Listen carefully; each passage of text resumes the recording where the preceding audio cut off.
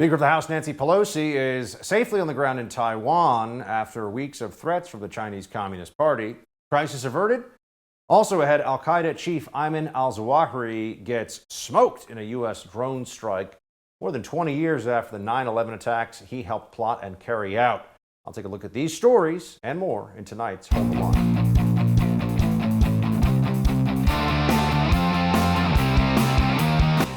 Welcome to Hold the Line. I'm Buck Sexton. Pelosi goes to Taiwan.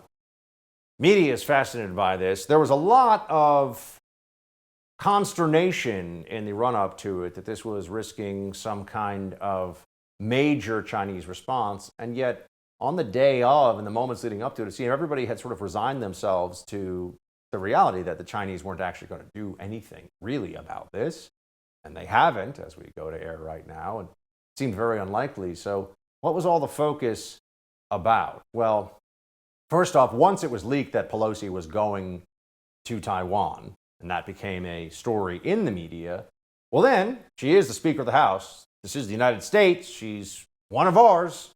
We got to back up the Speaker of the House going to a foreign country and not bending the knee to a third country, China, that thinks that they're allowed to dictate where our people go.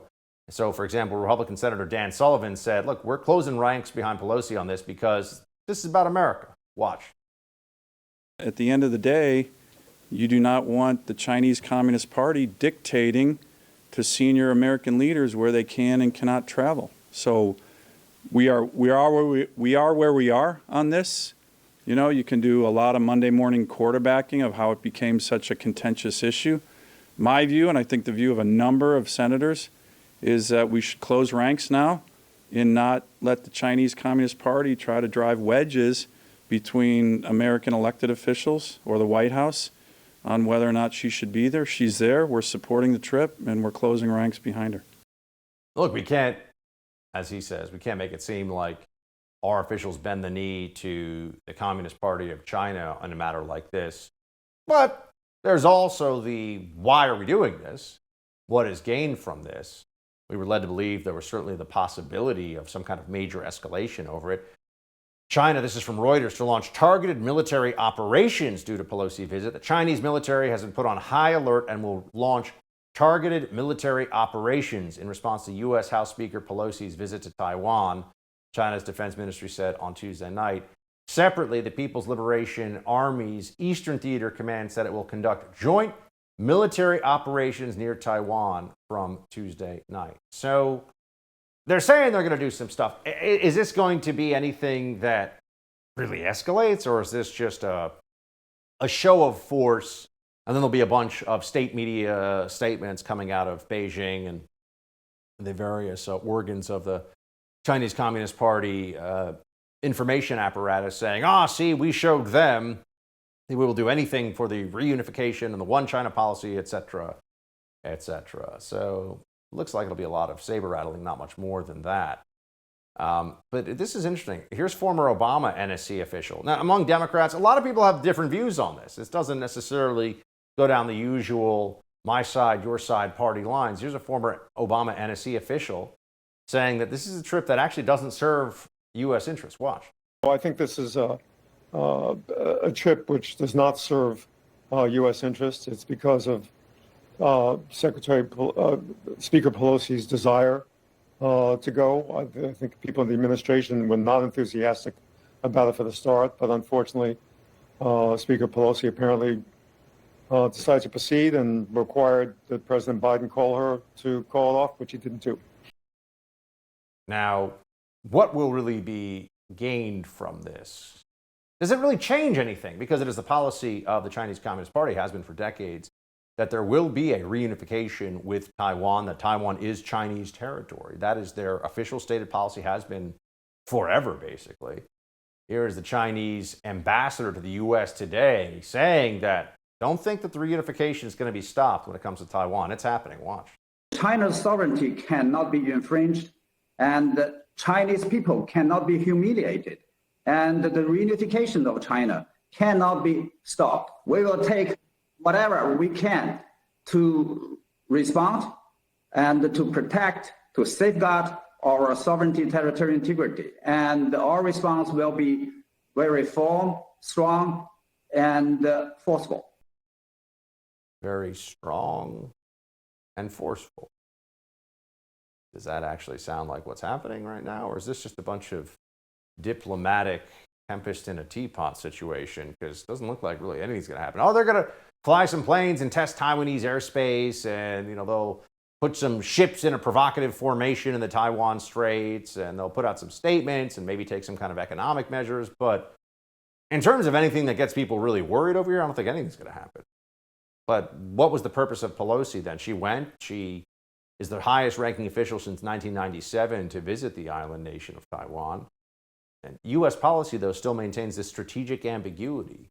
So maybe we would do something if China made a move on Taiwan. We're not going to say one way or the other, but we're going to leave out the possibility. By the way, you always have some level of strategic ambiguity, even if you don't say you do, right? We could say we're going to back up Taiwan, and then China goes with enough force. We say, you know what, we changed our minds. That's just the world. That's reality. That can happen. So what exactly do we take from the Pelosi visit? I think the Democrats just want to talk about something other than the economy in the United States, honestly, because it's not going to do very much. It's not going to do anything, really. Then there's the killing of Ayman al-Zawahir. Now, this feels good for America because it's justice, and that's good. Biden actually said justice has been delivered, and he is correct in that. Watch. Now, justice has been delivered, and this terrorist leader is no more. People around the world no longer need to fear the vicious and determined killer. The United States continues to demonstrate our resolve and our capacity to defend the American people against those who seek to do us harm. We make it clear again tonight that no matter how long it takes, no matter where you hide, if you are a threat to our people, the United States will find you and take you out. So it's a good thing that this happened.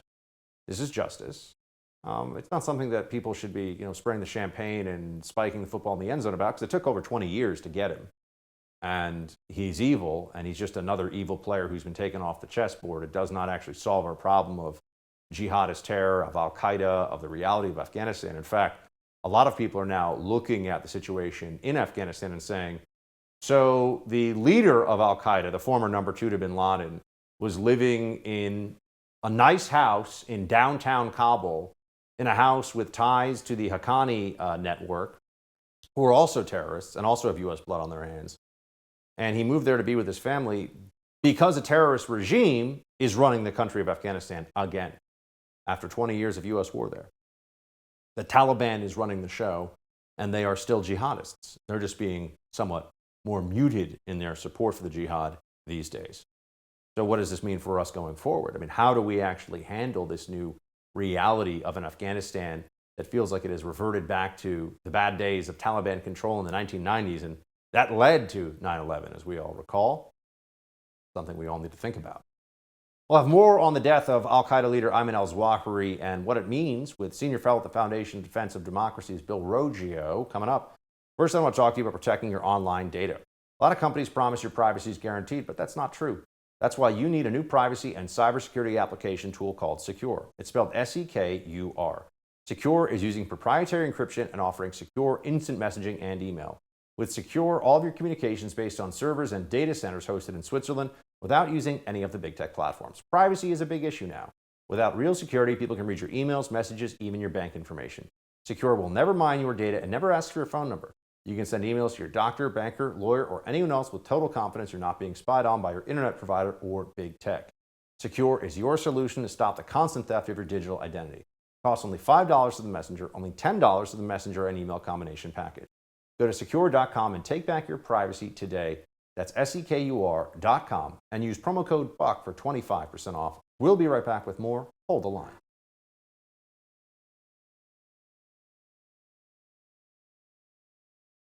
After more than 2 decades on the run, Ayman al-Zawahiri, one of the architects of the 9/11 attacks and leader of al-Qaeda since 2011, has been killed in a U.S. drone strike in Kabul, Afghanistan. According to reports, the house al-Zawahiri was in when he was killed was owned by a top aide to Taliban Interior Minister Sirajuddin Haqqani, raising new questions about the Taliban's relationship with the terrorist organization. So what does al-Zawahiri's death mean for the ongoing war on terror?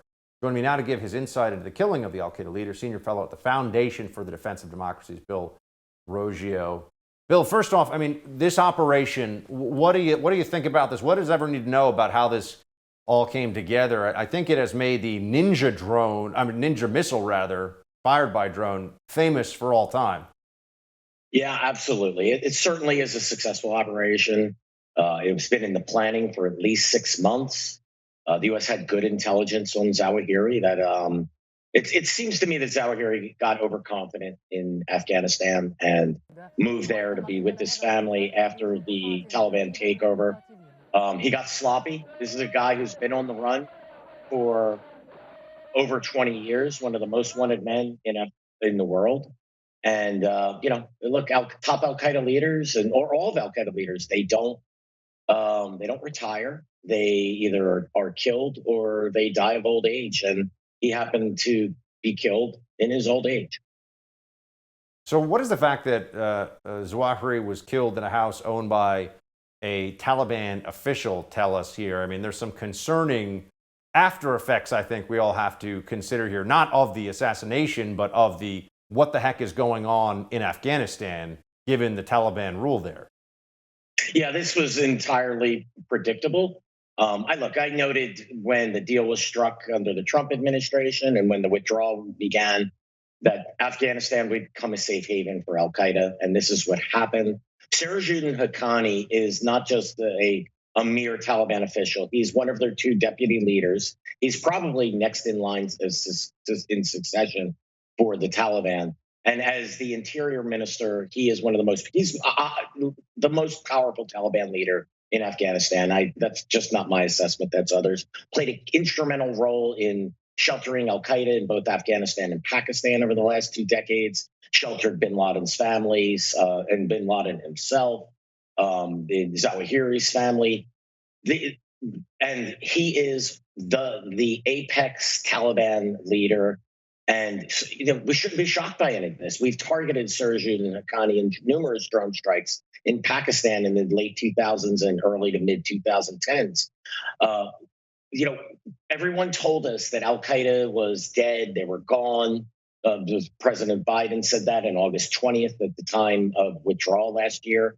And Al Qaeda isn't gone. Its leader was in Kabul. The United Nations Sanction and Monitoring Team stated in a report several weeks ago that top Al Qaeda leadership was providing strategic advice to the Taliban. And lo and behold, we kill the Al Qaeda's top leader inside Kabul, and one of the top leaders of the Taliban in a home associated with the top leader of the Taliban.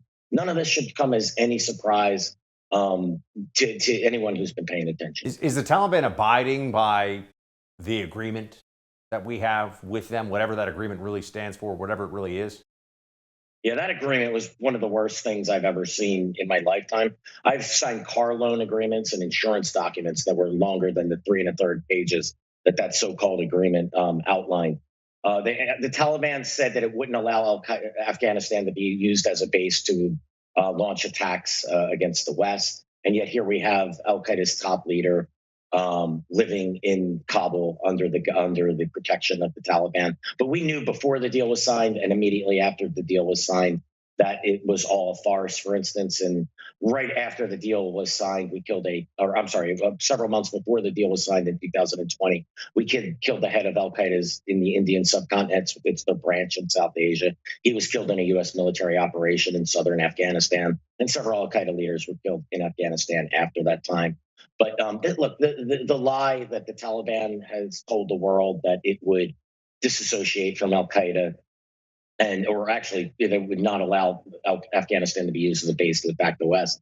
It was one that was easily believed by both Trump and Biden administration officials, because at the end of the day, they wanted to leave Afghanistan, and that was all that was important. Switching over to Ukraine, there was a piece in the New York Times yesterday, I think it's a Tom Friedman op-ed, where he said that the relationship between the White House and President Zelensky of Ukraine is somewhat strained. He writes, "The Ukraine war is not over, and privately, U.S. officials are a lot more concerned about Ukraine's leadership than they are letting on. There is deep mistrust between the White House and President Volodymyr Zelensky of Ukraine, considerably more than has been reported. What can you tell us about this? Because there's been a hero worship around Zelensky in the corporate media overwhelmingly now for 8 months. So apparently there's some concern. What are those concerns? What can you tell us? Yeah, we're starting to see the cracks in what you described it perfectly, in the hero worship narrative that we've been witnessing, particularly since the war started with Zelensky. There's always been concerns about Ukraine, about Zelensky, about the units of the Ukrainian military that were actually, that wear insignia of the SS and are related to have right wing political leanings. So that's always existed, but that was all pushed to the side after Russia invaded Ukraine, and then the narrative switched to one of everything that Zelensky did was fantastic. But then you saw the firing of basically their intelligence chief and their attorney general on the same day with very, very little explanation. The explanation that was given was that that they were soft on these apparently traitors within their organizations who were given information or supporting Russia. But there's been other concerns, shutting down political parties and media bans, things like that.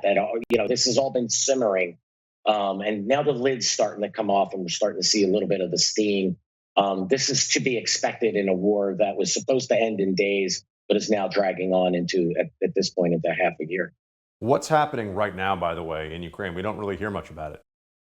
Yeah, after the Russians seized all of Luhansk province, they took a pause, and it seems like they're making some small gains. We're starting to see little gains. They just took over Ukraine's second largest power plant in Donetsk province. It took control of a couple of small towns. They do appear to be advancing. Again, this is a slow grinding advance. We're not looking at blitzkrieg operations here, but they are continuing to grind down the Ukrainian military. The Ukrainian military is becoming more and more dependent on Western support. And it's going to be interesting to see, once the fall and winter comes, how supportive, particularly the European countries, will be once their gas supplies start running low, assuming the Russians reduce the amount of gas they're sending to Ukraine. Indeed. Bill, always appreciate your expertise, sir. Thanks for being here. Always a pleasure. Thank you very much, Bud. Former Daily Show host Jon Stewart got into a heated confrontation with Human Events' Jack Posobiec at a recent rally for veterans health care. Jack stops by in a moment to explain what actually went down. Right now, let me tell you about one of my favorite new sponsors at Hold the Line. If you're looking for a delicious treat, but you don't want all the fat and calories, you have to try a Built Bar. Built Bars are high protein, low carb, low calorie, low fat. I just had one this morning, actually. When I first tried them a few weeks ago, I was blown away that they're actually good for you. They're gluten-free and keto-friendly. I can't eat gluten, so this is great for me. And they're made with collagen protein, which your body absorbs more efficiently. A lot of health benefits, too. They're all covered in 100% real chocolate. They have incredible flavors like mint brownie, coconut, salted caramel, cookies and cream. The best part, Built Bars taste better than candy bars. I'm telling you, they're that good. Try a mixed box so you get the whole variety. You can see which ones you like best. They're all amazing, though. Go to Built.com. When you use my promo code BUCK15, you'll get 15% off your order. That's Built.com, promo code BUCK15. Jack Posobiec comes with us in just a moment.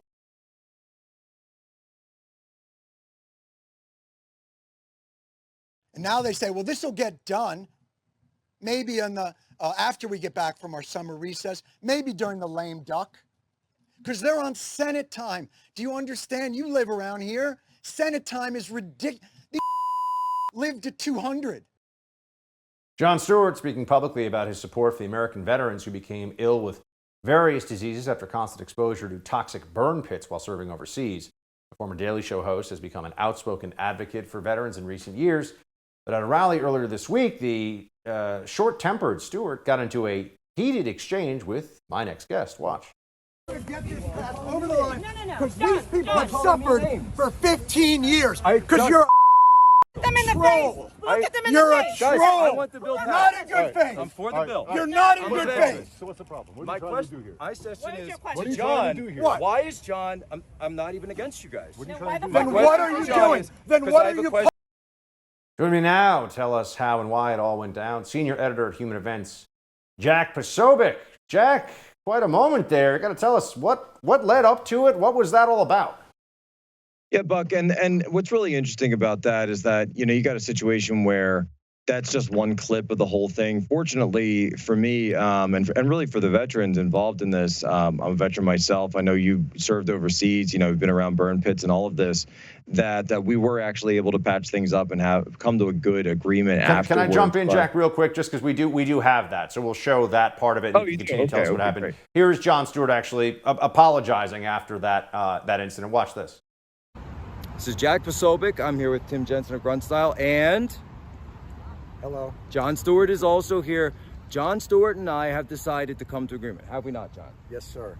I lost my temper a little bit. I felt like I was being trolled, and I realized that the important thing is you just got to get this done for these guys and get them over the finish line to get the health care they need. We're at 98%. Let's get it over the last 2%. Please. Is that fair? Fair. You shake on it? 7-5, brother. Do or die. Well, it's nice that that's actually how the situation ended up. I'm glad we could show that for full context as well, Jack. But I mean, so what's going on here, right? I mean, you got people yelling, people angry. Everyone wants veterans to get the health care that they are owed, not just that they deserve. We owe it to them. What's going on? 100%. And look, as a vet myself, you know, I know people in units that I served in who were affected by these burn pits. We had a girl in one of my units who came back from Afghanistan and experienced issues afterwards. Hair started falling out, nails started falling out, fingernails and toenails. I mean, just bad stuff. People have lung issues, can't go over certain altitudes, fly in planes, that type of thing. It's a whole mess. But the problem was that when I went up and started asking questions, I said, John, and I think he thought that, you know, oh, this guy is from right-wing Twitter and therefore he's an enemy, and had kind of, you know, maybe heard or asked about me, you know, to some of the, you know, his Hollywood buddies or something. And, you know, not to put words in his mouth, but, you know, maybe he had a certain kind of an idea of what I wanted to say and what I wanted to do there, and wasn't really listening to me at first about this issue of the $400 billion that Republicans like Cruz and Toomey and others have come in and said, we want to account for this differently because we don't want it to be open-ended, and give the Democrats who currently control the Senate an ability to spend an extra $400 billion in a discretionary cap between now and Election Day. And now that did mean that it held up the bill. And I can understand being frustrated about that, and I can understand being angry about that, and I certainly am as well, because I want that bill passed. But the process is the process, Buck, and you understand that, and I think everybody in the audience understands that. So my issue was that instead of going on media and bashing Republicans and politicizing the whole thing, could we maybe find a way, just as I said in the end there, this thing's at 98%, we just need to get to that last 2% over the finish line, and I don't think that running around throwing mud is the way to get it done. So it seems like it all turns on whether there was some, let's be honest, some Democrat senatorial trick here to try to change some mechanism within the bill so that there was effectively hundreds of billions of dollars that they could then spend on whatever they want without actually even having to name what it is. It would have been appropriated without specification. Is that what happened, and is that accurate? Are we sure that that is the situation? Well, that's exactly what Toomey and Cruz and others have said. And Noah Rothman's got a piece up at Commentary walking through all the, you know, the machinations of this right now. If you want to go read that, he's done an excellent job of laying it out. But that really is what's going on, and that the Republicans feel that it gives, you know, these huge purse strings to the Democrats. And in an election year, obviously, we know that what are the Democrats going to do if they get an extra $400 billion to spend? We're going to see student loans, you're going to see green giveaways, you're going to see all sorts of stuff that they use to try to bring people to the polls in a situation like that. And so what I said to John and to Tim Jensen, some of the guys said, look, you know, it's not about the politics. It's about figuring out a way to get this bill passed. And if that means compromising, if that means sitting down and talking this out, then why don't we do that instead of just throwing mud all over the place? Because look, you know, I can be a little pugnacious on Twitter. Jon Stewart, of course, he's got his entire brand and his whole career behind him. And so we could do that. We could do that all day long and get millions of views and whatever. But would we actually get the bill passed? I don't think so. So why don't we look at this as something something where we put the labels aside and actually try to shake hands and do the right thing for these vets. You had a tweet out, by the way, supporting the victims of the burn pits, members of the U.S. military. Politicians need to sit down and figure this out. If that means talking to the other side and listening, then we do it. I know I am willing to. The veteran victims of the burn pits deserve it. Politicians sent them to war. Politicians can do right by them. I think well said there, Jack. Also, just wanted to get your take today, Jack, as a former naval intelligence officer and a Mandarin speaker, which is always very impressive. I think when people find that out. Pelosi went to Taiwan today. What does it mean? Well, Pelosi going to Taiwan, unfortunately, I think this means a lot more in terms of headlines in theater than it does in actual changes on the ground or changes in the status quo. At the end of the day, the PLA has their military advantage because they've been funded by and large by Western capital. The fact that these tariffs, the Biden administration is talking about pulling them down, that would put more financing into the CCP, that they would turn right back over to the PLA. We've isolated Taiwan for all these years. It's been the West and administration after administration, with the exception of perhaps the 45th president, have really done all this work of isolating Taiwan. So for her to just go and visit there and say that she's going to change everything because she went out, I think it really shows a couple of things. Number one, her and her husband got caught recently doing this semiconductor swap, this trade deal that they wanted, a stock purchase that she was doing. They got caught before she went over to Taiwan and before they were able to pass this CHIPS bill in the Senate, which would have included massive subsidies for semiconductors. Where the semiconductors constructed, the NVIDIA plant, 15 out of 18, they're on the island of Taiwan. It's the semiconductor Silicon Valley West. We're also seeing that I think it's a big sign that this is towards the end of Pelosi's career. She started her career in 1991, was one of the first people to go over and unfurl this banner pro-democracy in Beijing. Now, here we are. She's at the tail end of her career. She knows she's probably going to be out of the speakership in just a couple of months. So going to Taiwan kind of bookends those two things for her. But in terms of actually helping the people on the ground, the people of Taiwan, and the people, by the way, of China that have to live under the repressive CCP regime, it doesn't really amount to much more than anything other than headlines and PR. Jack, thanks so much for joining us on this one. Appreciate it, buddy. Appreciate it always, Buck. Democrats have been claiming the Manchin-Schumer Inflation Reduction Act will not raise taxes on anyone earning less than $400,000 a year. But a new report says otherwise. We'll have more on that with First TV's Tiana Lowe in a moment. But I want to give you a warning as a homeowner. You could already be the victim of home title theft and not have a clue. Some cyber thief may have already forged his name onto the title to your home. Here's how you find out. My partners at Home Title Lock have a special free offer for my listeners. Go to HometitleLock.com, then simply enter your address to see, and there's no obligation, by the way. Your obligation is zero, but you can have a home title scan. Now, this is important. If you discover a cyber thief is already camping on your home's title, well, you're going to be glad you ran the scan. The title to your home is the only document that proves you own it. Once he forges it, he can take out loans on your home or forge your name stating he's the new owner. First things first, let's make sure your home's title is securely in your name. You can do that by going to HometitleLock.com and use my promo code RADIO. Then enter your address for free, no obligation. That's right. It's a $100 value, by the way. HometitleLock.com, code RADIO. HometitleLock.com, code RADIO. We'll be right back with more. Hold the line.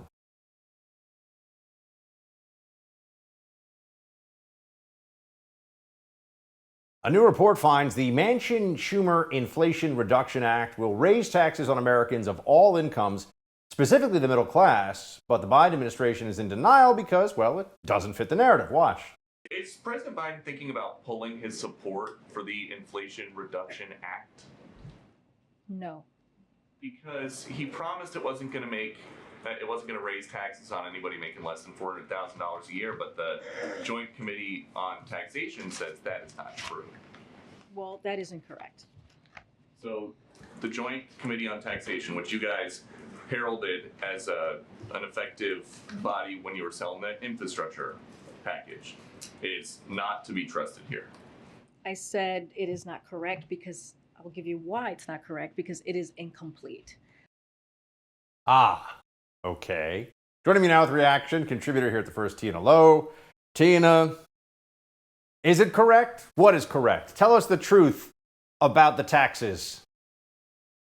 So there have been a couple of estimates of this bill, and it either does not have any impact on inflation or it ever so slightly does increase inflation. Now, the tax system, the problem is that there are so many credits in there that we have no idea what the use case is going to be. And also, we still don't know what the final bill is going to look like because we haven't heard anything from Kyrsten Sinema. And this thing doesn't happen, period, if Kyrsten Sinema says no. Remember, it's August. Elections are in November. We have all of a recess to account for, and we have multiple senators who are evading getting COVID right now. So we have no idea if this is even the bill, because if this is not the bill, there is not that much time that Democrats have to take this to the parliamentarian to get this passed via reconciliation. So we know that there are some tax increases in this. The question is, does it net tax individuals or households under $400,000? The White House is obviously intentionally dodging on because they're writing this bill sort of as they go along. We're waiting still on a full CBO score for it, and that's considered, the gold standard. But it does seem like, yes, it does increase taxes. And here's the dirty secret about inflation. One of the only things Congress and the presidency is capable of doing for staving off inflation or for trying to lessen inflation is, in fact, increasing taxes. But that's a politically impossible thing to do because, especially right now with this sort of 70s-style stagflation, that is hitting the people who need the most relief, increasing taxes, right? And it's kind of why we don't get into 9% inflation, because getting out of 9% inflation is this politically painful. So Biden's really stuck. He can either tout this thing as an Inflation Reduction Act and point out that it raises taxes, or just admit that it's trying to be, a green spending bill and say that it doesn't reduce inflation. So there's no great political answer for him. And for what it's worth, Joe Manchin's priorities are extremely confusing because can I ask you about that? What do you think? Let's just get down to brass tacks for a second. People are saying, well, Joe Manchin's a Democrat, so why are you surprised? Okay, but what was all the gamesmanship? I'm not even talking about when it was a $3 or $4 or $5 trillion bill, depending on whose final numbers you believe from what was it now 6, 7, 8 months ago. He was saying a few weeks ago, Green New Deal stuff, I'm not on board. Now he's hundreds of billions of dollars of green energy stuff. He's like, yeah, let's go for it. Why? So Joe Manchin has two priorities, or three, really. One, reduce the deficit. This probably does reduce the deficit, and we need deficit reduction, but at what cost? How are we reducing the deficit? Are we doing it with onerous tax increases, right? Thing number two, more offshore drilling permits. That's apparently a part of his White House deal that if he signs on to this, that the Interior Department will authorize more offshore drilling permits. And thing number three, that he's able to pass a climate bill that does not hamper the coal jobs in his own state. And this one does not. I mean, it's hard to call this bill a conservative success, but if you do compare it, like from what it was scaled down from, right? Then yes, this is definitely a win because it's extremely modest in what it does. But what you wind up is sort of just a bill that's just a series of weird tax credits that don't really do that much. Like, fuck, are you really going to tell me that, like, for the average American family, a $7,500 tax credit to buy a Tesla is going to really change their buying habits? I don't think so. Yeah, you just got to come up with the other 50 grand or so in couch cushion cash. By the way, the Congress Committee on Joint Committee on Taxation had this assessment out there. This goes to what Karine Jean-Pierre was getting into it with Steve Doocy or Peter Doocy, whatever. Less than $200K, the income is going to have a $16 billion tax increase. Between $200 and $500K, up $14.1 billion. Can't we know who's telling the truth and who's not? Because here, for example, here's Joe Manchin, who's saying that's a straight up lie. Watch this. Who's paying any taxes that doesn't have a corporation that has revenue of over $1 billion a year? Not one person Harris. You're assuming because they'll pass that on. The companies were paying zero. No. Now they I'm have to asking pay. a different question than you're answering. I'm saying Americans, $400,000 and below now are going to be taxed. Their That's taxes wrong. are going to go up. That's a lie. That is a pure outright lie. So their taxes are not going to go up. Not at all. Okay, I mean, when you're saying things like that's a lie, you better be damn sure, although politicians lie all the time, so maybe they don't even know what the word means. What do we think here? Like, how are we at this point? It's not like they're saying, well, it could be in the future. Yes or no, do we know? I mean, it's pretty clear that if you're not like doing gamesmanship with the tax credits, if you look individually, yeah, there are tax increases for households under $400,000. It's modest in comparison to what the alternatives, not just pushed by the left, but also by this White House are. It's definitely modest. But yeah, those tax hikes are there. I think it's important just to put into context how this bill was brokered. This happened because Joe Biden got coronavirus. This happened because Joe Biden was physically removed from the rest of his staff that kept on nuking negotiations with Manchin and Sinema for the past year and a half.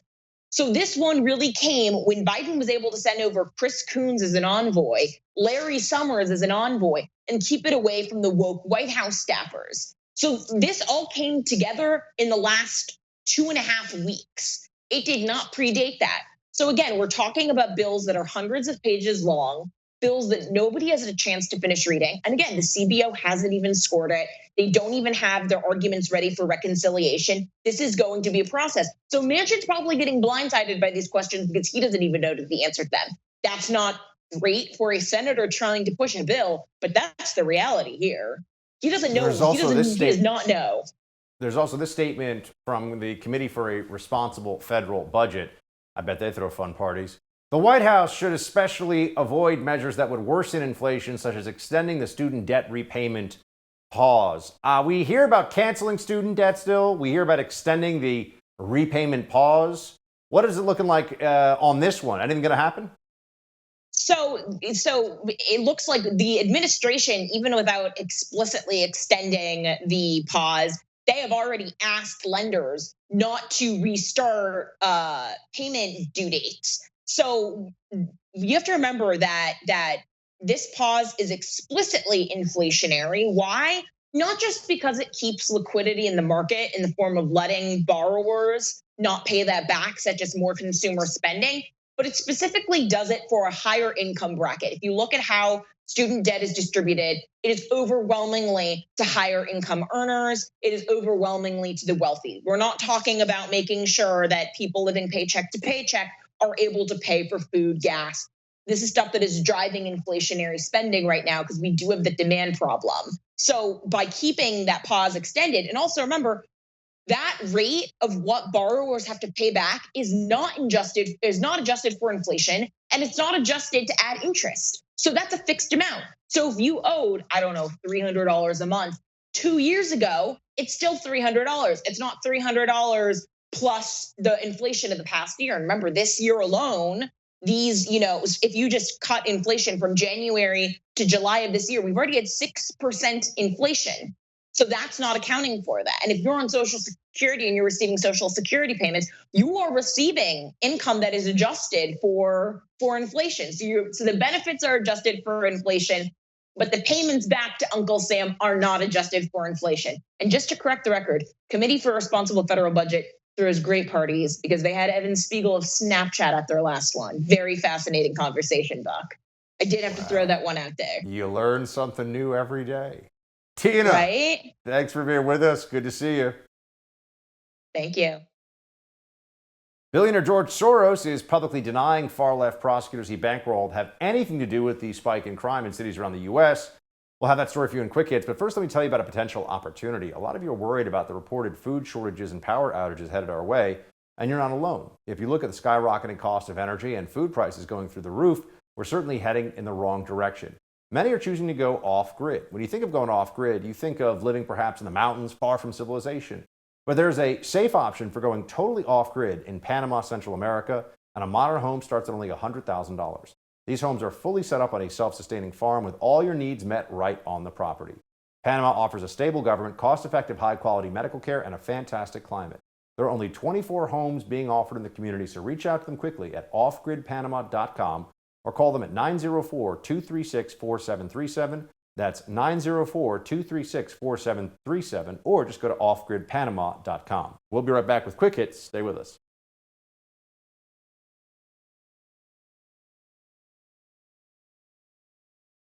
George Soros, defending his support of far-left prosecutors, and former President Trump makes an interesting endorsement in the GOP Missouri Senate primary. We've got those stories on Quick Hits. Let's get right to it. First of all, Soros is a menace to criminal justice.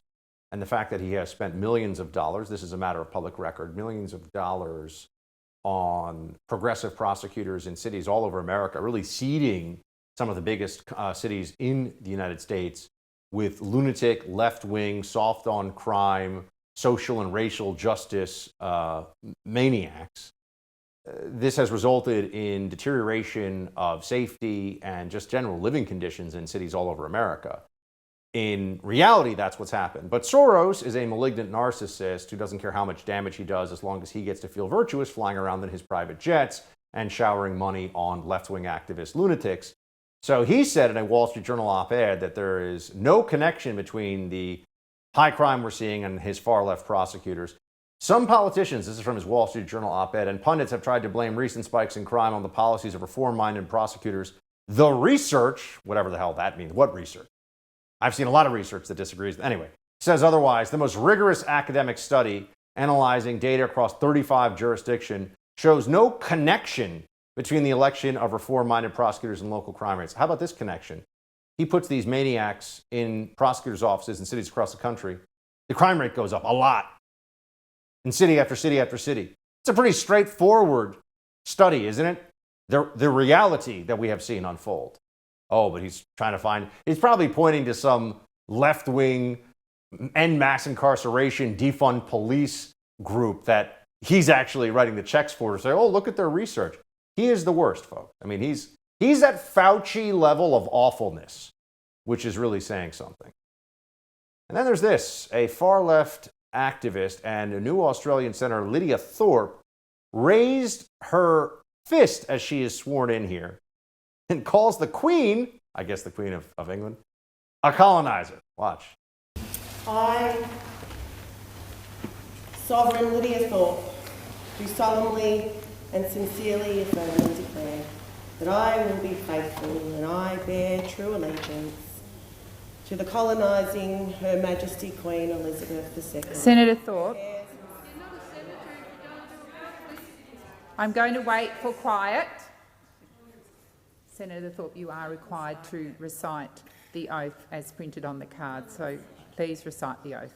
I, Lydia Thorpe, do solemnly and sincerely affirm and declare that I will be faithful and bear true allegiance to Her Majesty Queen Elizabeth II. I mean, I've never heard this person before. Just thought that was kind of interesting, I guess. By the way, Trump weighed in on the Missouri Senate GOP primary with an endorsement. He said, we need a person who will not back down to the radical left lunatics who are destroying our country. I trust the great people of Missouri on this one to make up their own minds, much as they did when they gave me landslide victories in 2016 and 2020 elections. And I am therefore proud to announce that Eric has my complete and total endorsement. This was supposed to be a joke, I guess, because they're both Eric. Did we ever find out, guys, by the way, did they make it official which Eric they were? Oh, they just left it like that? Eric Greitens and Eric Schmidt. So they just said Eric. Trying to stir the pot, I guess. Mission accomplished. A Colorado food bank director says they are seeing significantly higher numbers, this is really sad, of families than they did all throughout COVID. Watch. We're seeing significantly higher numbers of people coming through our food line right now than we did all throughout COVID, even at the peak of COVID. So we are seeing almost 300 households a day, sometimes significantly higher than 300, which is just an enormous number of families that we're trying to support every day. Sad. That's it for tonight's Hold the Line. The No Spin News with Bill O'Reilly is next. Shields high.